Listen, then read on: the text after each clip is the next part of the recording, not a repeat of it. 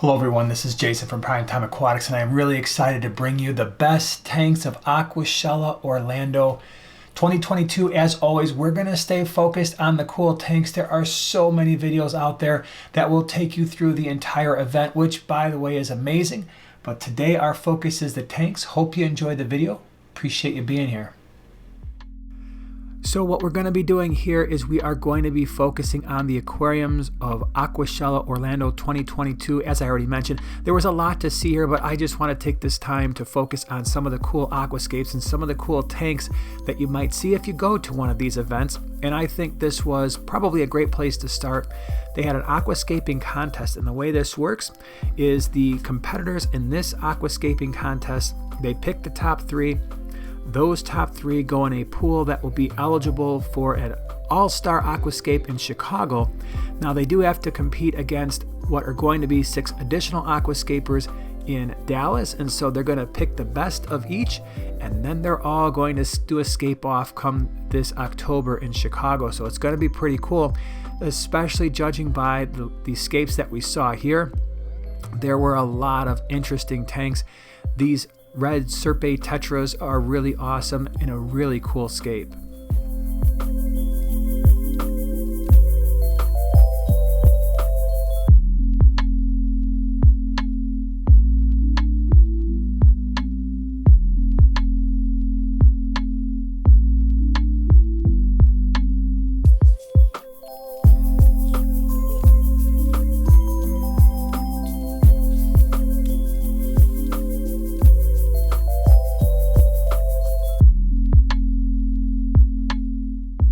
What I loved about this scaping contest in particular is the fact that a lot of these tanks looked very different.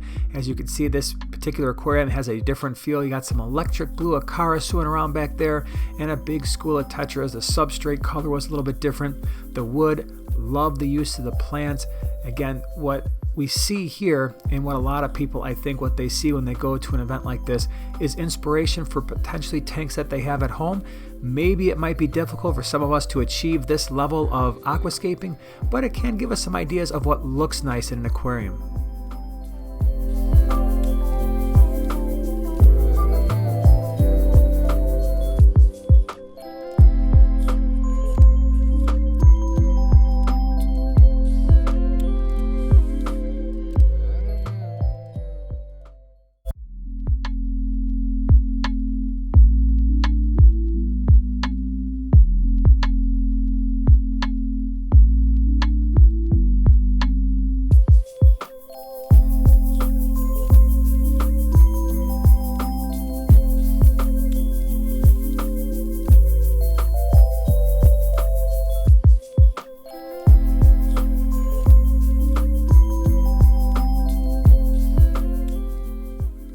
This was Melanie's tank, and it was awesome. I really liked the natural feel, and she's really got that look and really honed it in. There was a tank here, and there's another one you're going to see later on, a smaller one, but it almost looks like you're just looking into a little piece of nature, and I absolutely love it.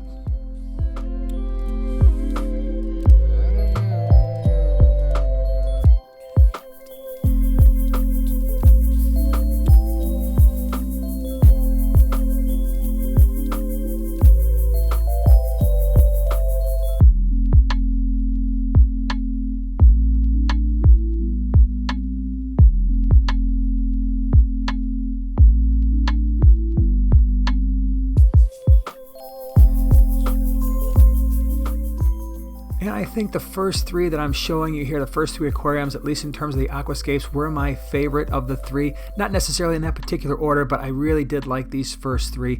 And again, another tank with a very different feel. I would love to hear from you in the comments section below of all the tanks that you see throughout this video. Which one or ones really stood out to you? Which ones had the coolest fish? Would love to hear from you.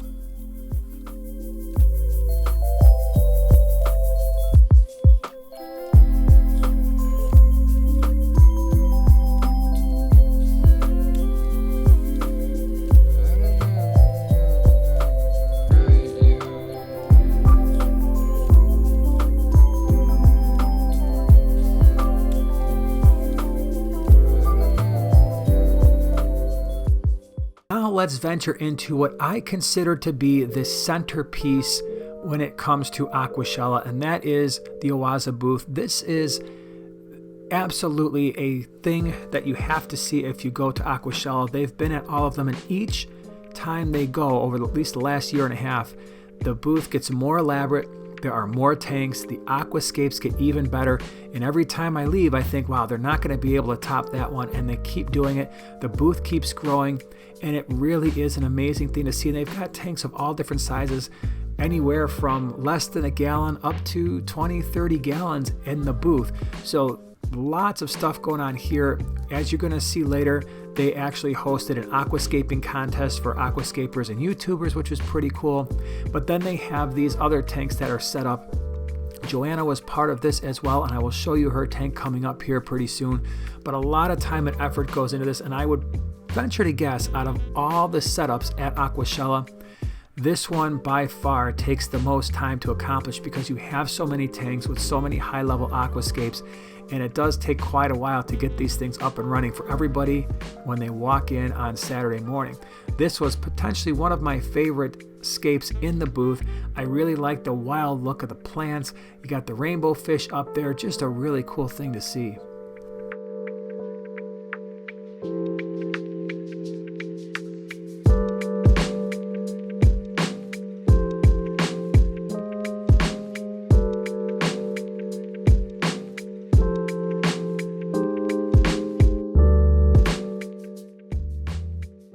This is the aquascape that Joanna contributed to the booth.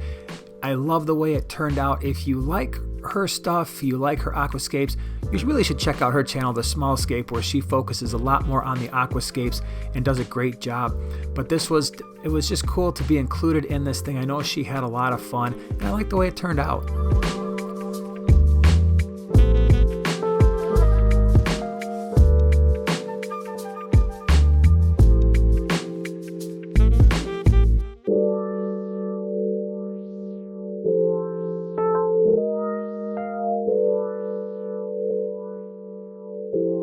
I think one of the things that becomes evident as you walk through the booth is that you can do a lot with a small tank, and sometimes when it comes to aquascaping, it might be easier to start small and work your way into larger tanks, and they really do a good job of highlighting that.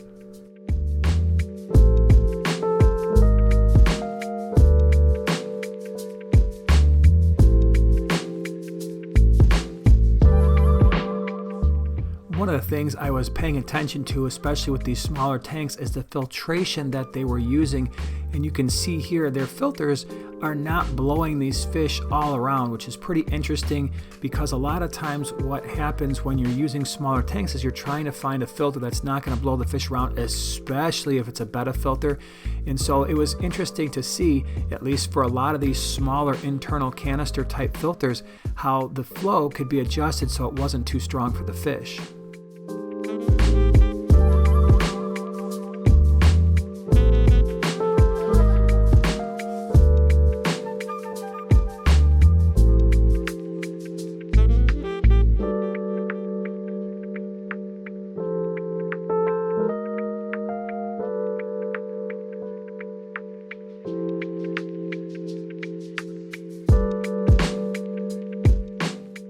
Really like the wild look of this tank, and the fact that they put the leaves out on the desk too kind of makes it look like all one thing, and you see all the crazy coolie loaches doing their thing.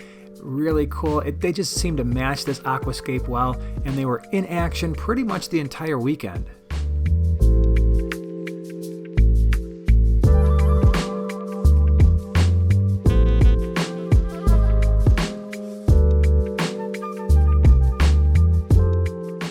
This was another one of those more wild-looking, natural-looking aquascapes. I believe Melanie did this one as well, and I just love the use of the wood, the rocks, the plants, and how it all flowed together. This was a bookshelf tank, so it's a longer tank, and if you've never tried to aquascape one of these before, they can be fairly difficult because they are so long and so narrow, and so it's a challenge to get that depth.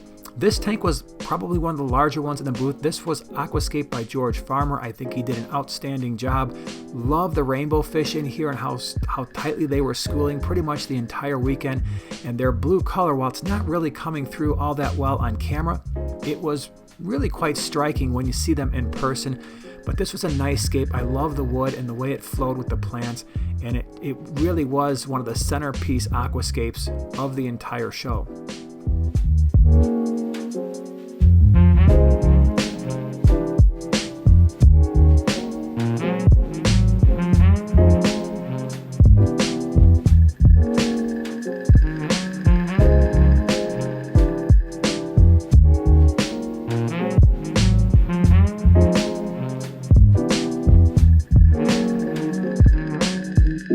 So this was the YouTuber Aquascaping Challenge along with some professional aquascapers. This was Tana Serpa's design that he did. Love it.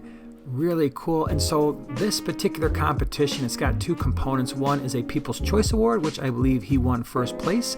And then they have the judging competition. So there's basically two sets of criteria. This was Will's. He did an awesome job as well. I believe he might have placed top 3 on the People's Choice. I really like this one. This was one of my favorites that I saw in the competition. And so they set up these smaller tanks. People get to vote on them. There's a QR code.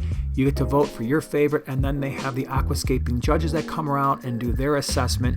So that was it's an interesting thing. They started doing it, I think it was at least the last couple Aquashellas, and I really like the idea. You get a lot of variety here. You get just an incredible amount of talent going on in these tanks.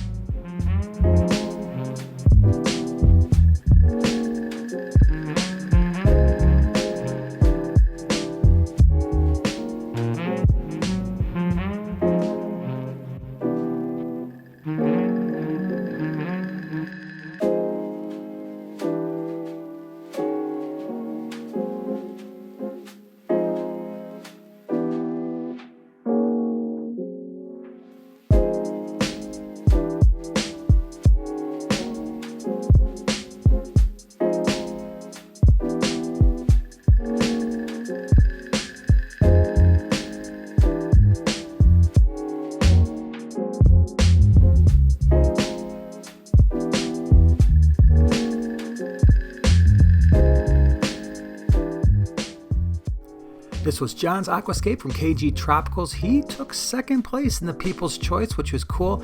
I like that he's getting into that, and it's really kind of sometimes intimidating when you're new to something, and he did a great job with it, so that was pretty cool to see. Love this one as well. Love the use of the plants on the wood. Really cool. This was the aquascape that Joanna did for the competition. This substrate is really interesting. We're going to have to get some in the fish room because it was a very smooth substrate, even though it was a gravel. It was almost like a smooth, small pea gravel. That was pretty interesting. Definitely liked it. And then we're back to some of the few tanks left over from the booth. I like this one a lot. I love Emperor Tetras, and I've had them before, and it was kind of nice to see them in a tank, in a display. If you put them on a darker substrate, they actually get a lot more purple too, but such a cool fish tank.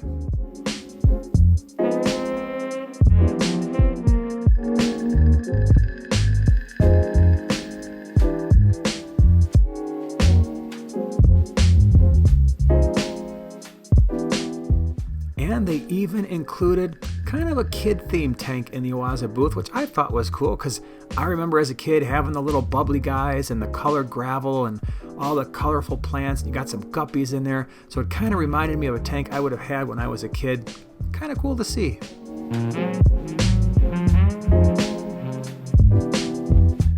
They did have a couple saltwater tanks in the booth as well. This was one of them. This was a very tall column tank. And I think one of the most interesting things about this tank is it had little baby seahorses, and they were pretty cute.